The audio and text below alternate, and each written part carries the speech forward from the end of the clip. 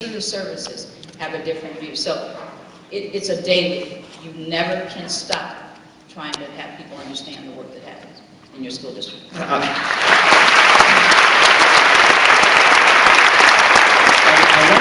wonder this question for anybody. Some words that you said sort of prompted the dad instinct in me. And the question that I sometimes come up with when I think of charter schools, public schools, however they're formatted, does one over the other have an inherent advantage in terms of how engaged the parents are? Making the decision to go to a school as opposed to having a school assigned to them, even though now you can move from school to school. I don't even know that most families understand the flexibility that's there.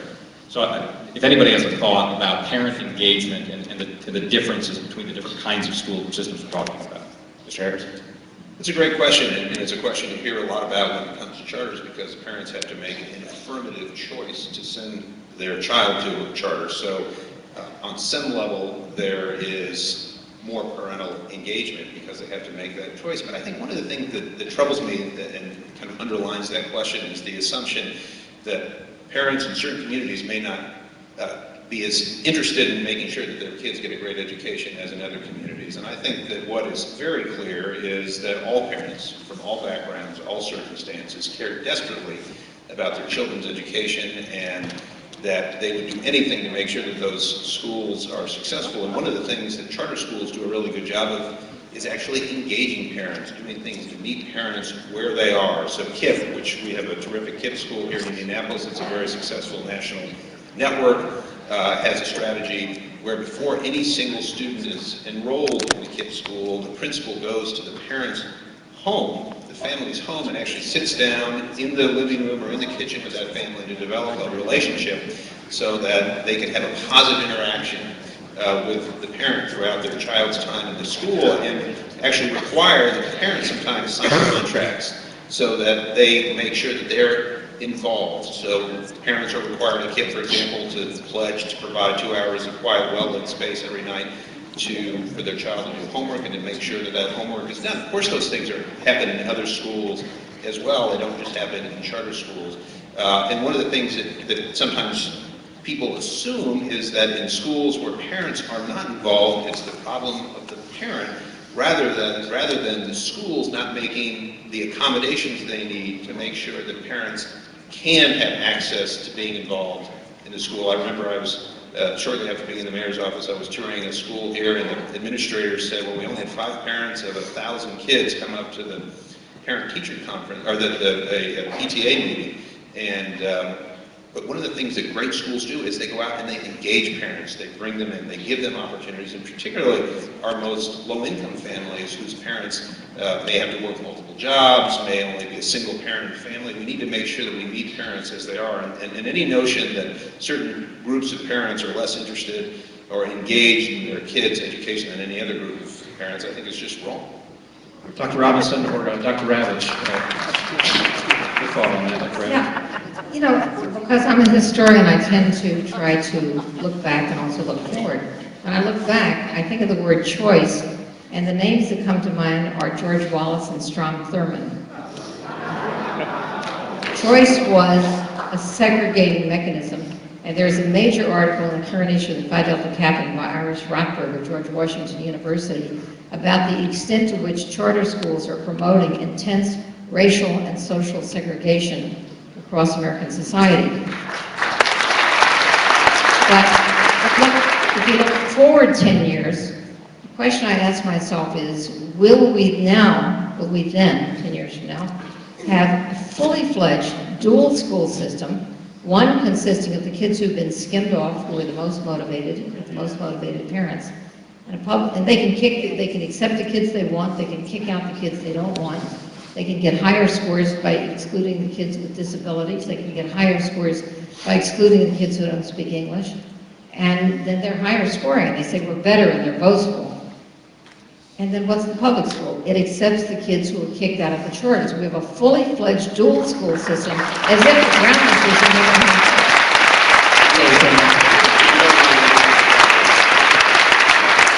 If you might imagine, I need to respond to that a little bit.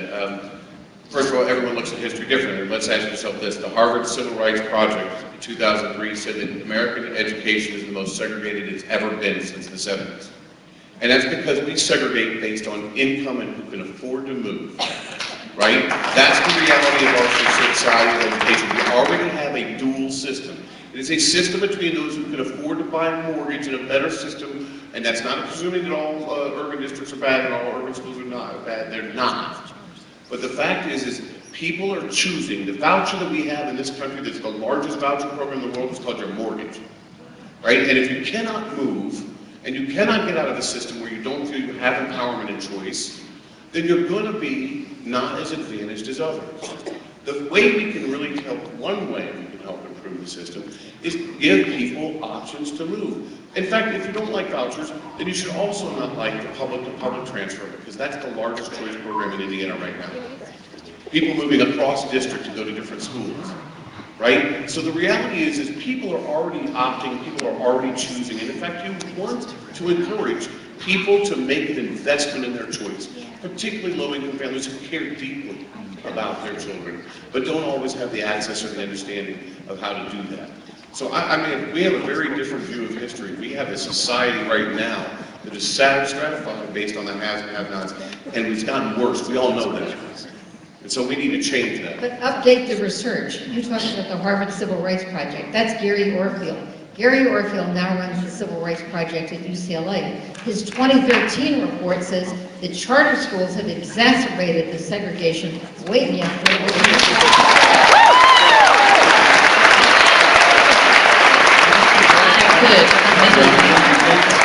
I'd probably like to bridge your original question about engagement and then get into the concept of the impact of charters and vouchers on choice.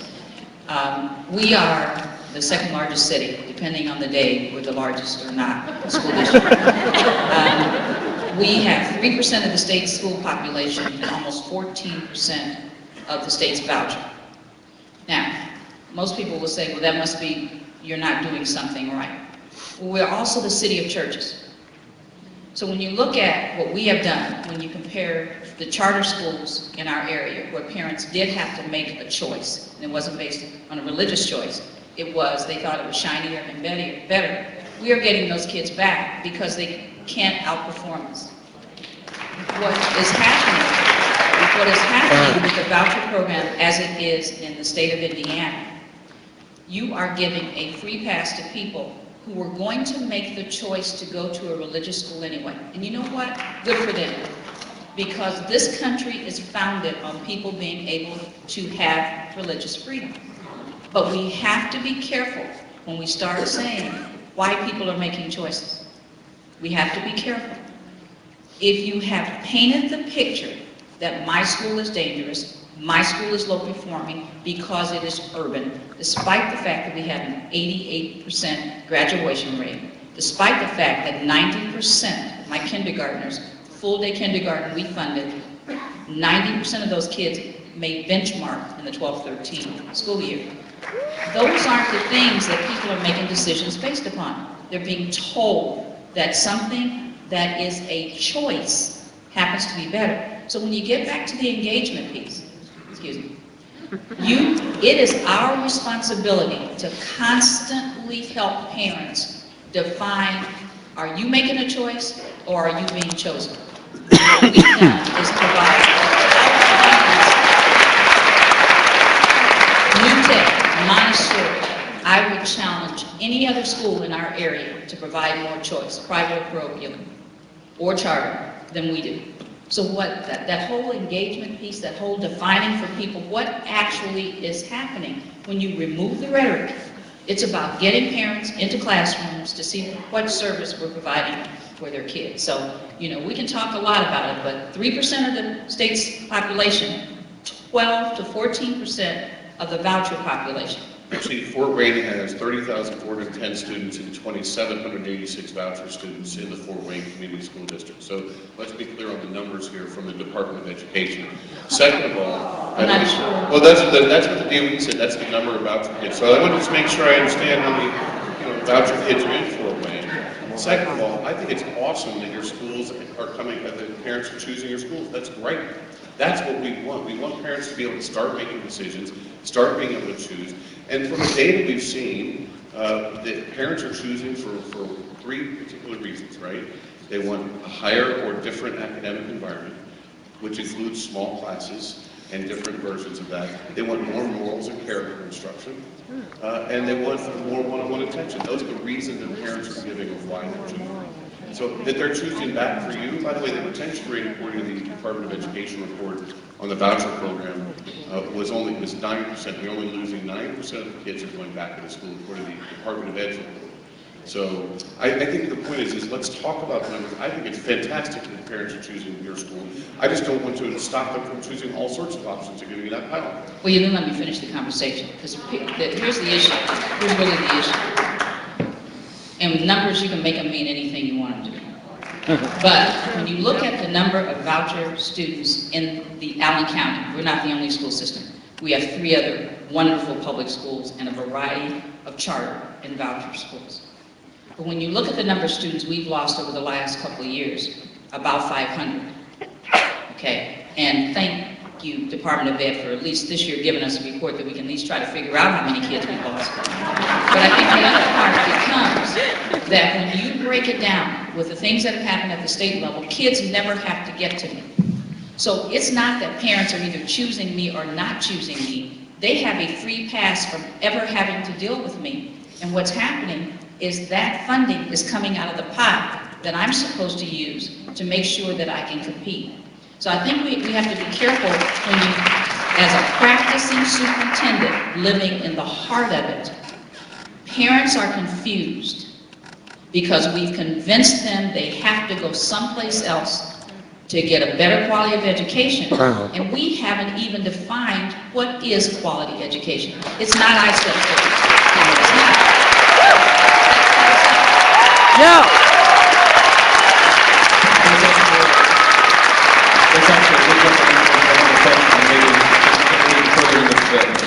The conversation, one of our submitted questions, and I want to give as many of these as possible, but I do think it's in the same vein. One person in attendance asked that we give a moment, even 30 seconds or so, for each of the panelists to define what for them is success in K through 12. And I think maybe that leads us there. So Mr. Harris, if you would, what's a successful end game with this? What's the goal of K through 12 education, and what to you defines success? Well, obviously we want to prepare people to live full lives and to be full contributing members of our democratic system. And I don't think there's a one-size-fit-all definition for how to do that. We obviously want people graduating from high school with the option of deciding whether or not they want to go into college or a meaningful career. But one of the things that our organization did a few years ago was release a report on how to reorganize the Indianapolis Public Schools that really was about empowering teachers, because we think teachers and school leaders are the answer. But one of the things we said in that report is that we want the school leadership themselves, the teachers and the principal, to be part of defining what is success. So there are certain basic metrics that we want to make sure that the people are reading at a proficient level and being able to do math. But there may be a whole other range of ways to evaluate schools, and we need to get much more sophisticated at evaluating schools. And I understand the frustration about testing, and hopefully with greater transparency, there's going to be more scrutiny on how we evaluate schools. And again, what we call for is giving the people who are actually in the schools, the teachers and the school leaders, the opportunity to be part of that process and defining what a great school is, and making that something that is an agreement between the school and the school system, and that the community can go and look and see what that school thinks its definition of success is, and allowing parents to decide whether or not that's the right school to send their kids to. I just want to make one point about the previous conversation that's really disturbing, this notion that charters are going out there and they're kicking kids out and all of these kinds of creaming arguments. And you hear that a lot. But I guess what I would do is, I'm probably not going to convince a lot of the folks in this audience that that's not true. But what I do is I'd encourage you to go and visit some of the charter schools in our community and see if the people who are running those schools are doing it for some nefarious reason or whether or not they're doing it because they really believe that they can serve kids. One of the things you can just look at is where are they placing those schools? They're placing those schools in some of the most challenging neighborhoods. We just had a conversation that was very interesting with a long-time, very successful traditional public school teacher who taught in a suburb of Indianapolis, who came in and said, you know, I had the most negative impression of charters. I'd actually never been in a charter before. And because of this project she was working on, she visited a lot of both schools in Indianapolis that are traditional and charters, and it really changed her mind. So I would encourage folks, go out, visit these schools, see what's happening, talk to the leaders, find out why they're doing what they're doing. Mr. Lineweaver, you've been in both environments. Success for you, how do you define it? Has it been changed by either type of system that you've been in? Is it still a fluid thing for you? No, I don't think it's impacted by moving from one to another. I think for me, well, hey, you know, Common Core is telling me what I need to find my kids by. So, and when that isn't working for us, then we've got new standards. So I think for me, the trouble is that the target keeps shifting, and it has shifted consistently. And so, and honestly, I don't ever have the luxury to wait around for people to figure it out. So I've got kids in my room, and you know, every day I'm working with 33 English teachers who are touching the lives of over 3,000 kids, and we can't wait for people to figure this out. And so we're sitting around saying, okay, well, what do we think? And that's actually the work that we're engaged in right now. And we're taking the because essentially, I trust my team, and they're worthy to be trusted. So, but I would say to you that not only that aspect of being able to trust a team happens because you got leadership in place that empowers people within the system to do that. And I saw that at Heron, and I see that at North Central and in Washington Township. Absolutely. There are people in place who are saying, look, I trust you to trust them and get the work done. So if you want to ask me what I think students need, how I'm going to measure my outcomes and my success for kids, they tend to be sort of buzzwordy, but I think, we want them to be critical thinkers, and we want them to be prepared for their future, whatever that is. A comprehensive high school is going to be much wider in scope than that, but I don't think that gives anybody a pass. The thing about Finland that I find interesting is that there's a lot of what happens there that talks about moving kids into pathways that take them to the thing that they're best prepared to do. So if college prep isn't for everybody, we've got to have a pathway for that. I want them to know what they're good at. And that is a self-reflective piece that schools aren't teaching kids how to be reflective thinkers as much as I think they need to be. I think they need to be able to make informed choices. And at the end of the day, I want them, and this was true at Heron, and it's true where I am now, I think it's a guiding principle. We want them to be able to go out and impact the world in some meaningful way. And I don't think that is some kind of inflated idea about our power to change. So that's what I would say. Did you like what you heard in that? Did you hire that guy? Sure. Kind of, does it echo your thoughts on what successes should be defined by? Well, see, part of the problem always is you view a question from your lens. And as a superintendent of a school district, a large school district, fortunately I was a teacher. When I was a classroom teacher, I had the luxury of having a set number of students. They were my family, my students. And back in 1900, when I started, I actually graded my own Iowa test of basic skills. So I had a lot to do with determining success. But one of the things that was really critical back then is every year I looked at which questions my kids missed. And I'll never forget this. Almost all the kids in my third grade class in the middle of the inner city missed a question about what was coal, a lump of coal. In 1976, inner city kids had no idea. They missed the test, that test question, because I hadn't taught it. So my definition of success is what is it, because we're not going to get rid of standardized testing. I don't think I'm going to live that long. But what we have to do is, what are we trying to get out of standardized testing? So if I'm supposed to measure as superintendent, what do I want kindergartners to know how to do? What do I want a first grader to know how to do? How do I link all of that so by the time they get to the 12th grade, they can actually think? Because we talk about standards and standards and standards, but a measure of success for me is when kids graduate from our school district, have they been taught to think for themselves, to decide which path, what's going to make them happy? And have the teachers they've had for the 13 years, every single year added value? And I don't think we've got the concept of growth. I was all for it. But growth it doesn't fit with A and F schools. So we're not talking about that as much. So the concept of growth, value added, what do I want them to know?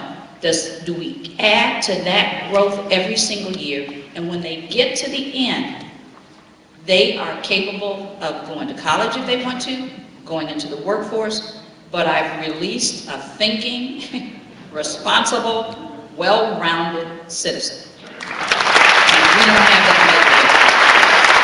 Is that altogether different from you see being opposed to charter school, Mr. Allen? No, for me, I would agree with a lot of that, but for me, success is defined in three ways.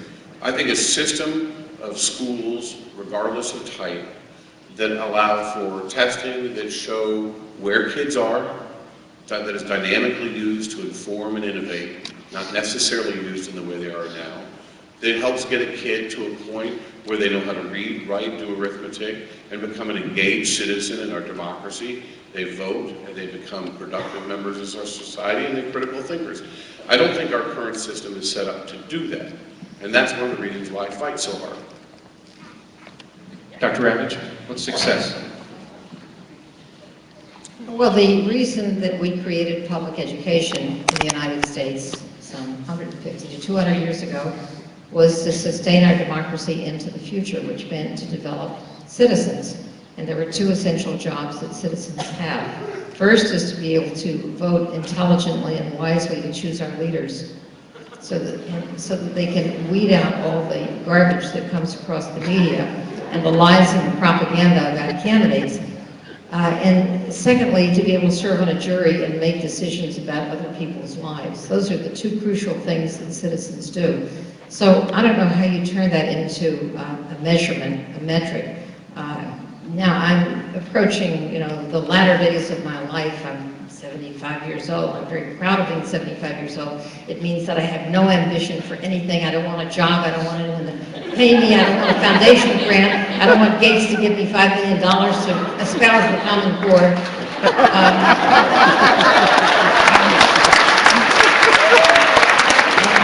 So I want to share a secret with you. I am opposed to testing and accountability.